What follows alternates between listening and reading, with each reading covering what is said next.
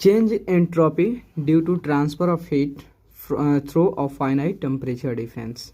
मुझे यह प्रूव करना है कि दो फाइनाइट टेम्परेचर डिफरेंस के बीच जो होता है जब हीट फ्लो करता है उसके चलते एंट्रोपी में कितना क्या चेंज होता है उसको प्रूव करना है हमको। ठीक है, तो क्या करेंगे, सपोज हमारा एक ये रिजर्वोयर है, रिजर्वोयर ए है, दूसरा जो होता है आपका यह रिजर्वोयर 2 है। ओके, रिजर्वोयर इसे 1 मान रहा है, इसे 2 मान रहा है। ओके, और दोनों जो होता है एक पतली सी स्मॉल रॉड से कनेक्ट हुआ है।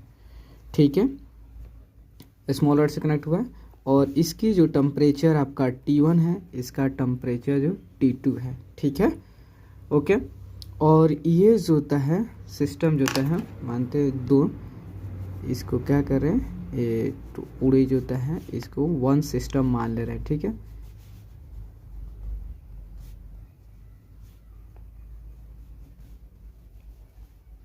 ठीक है, और ये हमारा क्या है, सिस्टम है, होल सिस्टम। ठीक है, मतलब मीन्स जो कहने का मतलब है कि जो यह है सिस्टम ए है और सिस्टम बी है, तो सिस्टम ए के जो T1 जो होता है आपका T1 is greater than T2 है।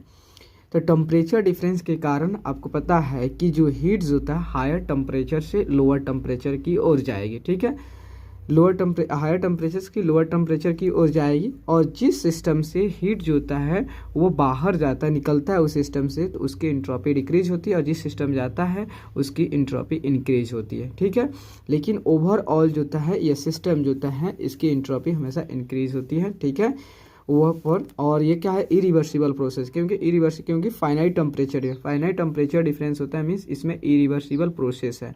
ओके, तो मुझे इसमें फाइंड आउट करना है कि ओवरऑल जो है इस सिस्टम में एंट्रोपी में कितना चेंज होती है। ओके, तो देखो एंट्रोपी में कितना चेंज हो गया, तो डेल एस ऑफ जो है 1, डेल एस एस 1, और इसमें जो है क्या हो रहा है, यह जो है क्यू इसमें फ्लो कर रहा है, क्यू। ओके, सब में क्यू जो है फ्लो कर रहा है, तो यह जो आपका इंट्रोपी जो होता है आपका Q/T होगा, for in case of reservoir में T होता है, क्योंकि इसकी रिजर्वोयर की टेम्परेचर जो होता है वो क्या होता है, कांस्टेंट होता है। ठीक है, तो Q/T होता है, तो Q/T1 हो गया। ओके, और इसकी जो होता है डेल S2 की, तो इसकी जो होता है क्या होगा, Q/T2 होगा। दोनों में जो क्या है, दोनों में हीट जो होता है सेम है, तो यह क्या होता है कि इसका भी इंट्रोपी चेंज होना चाहिए, क्या, इस रॉड का, लेकिन इस रॉड का इंट्रोपी चेंज नहीं हुआ क्योंकि स्टडी फ्लो है, और स्टडी फ्लो के केस में जो इंट्रोपी जो होता है चेंज नहीं होता है। ओके, तब मुझे निकालना है, देखो इंट्रोपी ऑफ यूनिवर्स जो होता है, इंट्रोपी ऑफ यूनिवर्स मतलब हो गया कि ओवरऑल सिस्टम, ये सिस्टम जो होता है सबके, तो सिस्टम जो भी एनर्जी जो होता है, जो भी हीट जो होता है वह इस 1 से 2 में जा रहा है, लेकिन ये सिस्टम के बाहर तो हीट नहीं जा रहा। जब सिस्टम के बाहर हीट नहीं जा रहा तो मतलब सराउंडिंग में हीट नहीं जा रहा है, जो इंट्रोपी जो होता है ऑफ चेंज ऑफ सराउंडिंग जो होता है क्या हो जाएगा, 0 हो जाएगा। तो इंट्रोपी जो होता है del S of universe is equal to होता है डेल एस ऑफ जो होता है system plus del S of जो होता है सराउंडिंग जो होता है, तो क्या हो गया, तो इंट्रोपी जो होता है हम मानते हैं कि डेल एस ऑफ जो होता है यूनिवर्स क्या होता है, ऑलवेज इंक्रीज और इक्वल टू 0 होता है कि नहीं, लेकिन एक रिवर्सिबल प्रोसेस मतलब क्या होता है कि इंट्रोपी ऑफ यूनिवर्स, ठीक है, तो हमको पता है इंट्रोपी ऑफ यूनिवर्स हमेशा ऑलवेज जो होता है ग्रेटर होता है, और वह रिमेन कांस्टेंट कब होता है, वह जब प्रोसेस होता है रिवर्सिबल प्रोसेस हो तब होता है, वह इक्वल टू 0 होता है। बट आपका यूनिवर्स, आपको क्या चाहिए, यूनिवर्स का निकालना है, तो सिस्टम प्लस सराउंडिंग। तो देखिए यह सिस्टम से बाहर सराउंडिंग में किसी प्रकार हीट नहीं बाहर नहीं जा रहा है, चाहे अंदर नहीं आ रहा, तो मीन्स इसकी इंट्रोपी में किसी प्रकार का सराउंडिंग में चेंज नहीं हुआ, क्योंकि हीट नहीं जा रहा है तो इसकी इंट्रोपी में चेंज इन इंट्रोपी में कोई चेंज नहीं होगा। ओके, तो मुझे सिस्टम कौन कौन है, आपका इंट्रोपी ऑफ जो है 1 है प्लस होता है इंट्रोपी चेंज ऑफ 2 है। ठीक है, 2 में यह सिस्टम 1 है, सिस्टम 2 है। ठीक है, और इसकी जो है 0 हो जाएगा, +0। ओके, तो सिस्टम 1 कितना है, देखो अब क्या हो रहा है कि ये सिस्टम जो होता है इससे क्या हो रहा है, हीट बाहर जा रही है। हीट बाहर जा रही है मीन्स इसको हम क्या नेगेटिव शो करेंगे।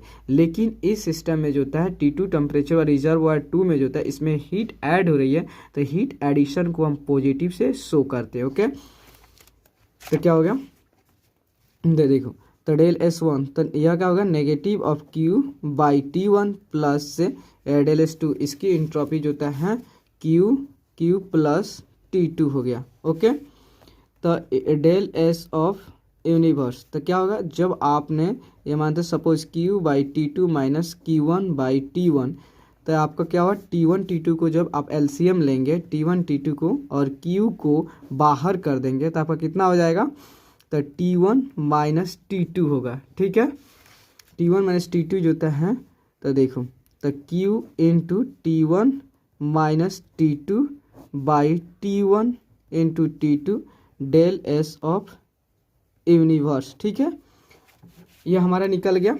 लेकिन अगर सपोज मान लो कि अगर T1 इक्वल टू T2 हो जाए, T1 इक्वल टू T2 हो जाए तो क्या हो जाएगा, T1 इक्वल टू T2 हो जाएगा तो डेल S ऑफ यूनिवर्स होता है, यह क्या आपका इरिवर्सिबल प्रोसेस के लिए, इरिवर्सिबल प्रोसेस के लिए निकला, क्योंकि इरिवर्सिबल प्रोसेस में एंट्रोपी जो होता है ऑलवेज ग्रेटर होता है, ग्रेटर देन 0 होता है। ओके, और अगर T1 इक्वल टू T2 हो जाए तो T1 माइनस T2 दोनों इक्वल है, T1 T2 इक्वल है, तो मीन्स ये क्या हो जाएगा आपका T1 T2 आपका 0 हो जाएगा।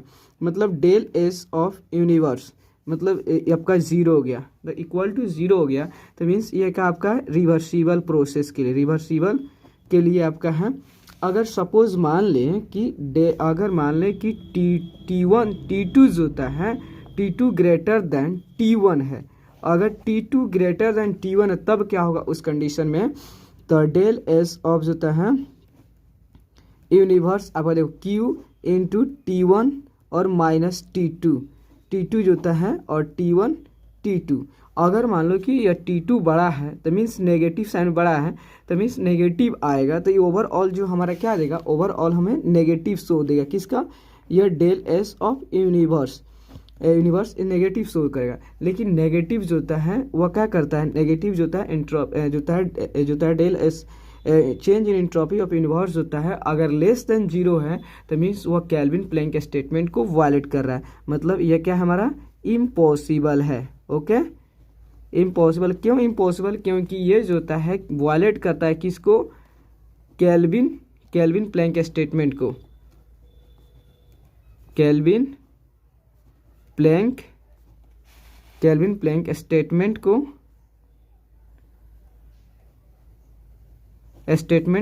मतलब सेकेंड लॉ को यह वायलेट करता है। इसलिए एंट्रोपी जो होता है, देखो एंट्रोपी हमेशा जो होता है क्या होती है, वो हमेशा ग्रेटर और इक्वल टू 0 होती है यूनिवर्स के। मतलब यूनिवर्स मतलब आइसोलेटेड सिस्टम, मतलब उसमें जो होता है उसके बाहर नहीं जाएगा, मतलब उस सिस्टम के अंदर एंट्रोपी हमेशा इंक्रीज होती है। बट अगर प्रोसेस होता है रिवर्सिबल हो गया, वो रिवर्सिबल है, तो उसकी एंट्रोपी जो होता है कांस्टेंट होती है, वो मतलब इक्वल टू 0 हो जाती है। Okay, del S change in entropy क्या होता है, 0 हो जाती है। Okay, thanks.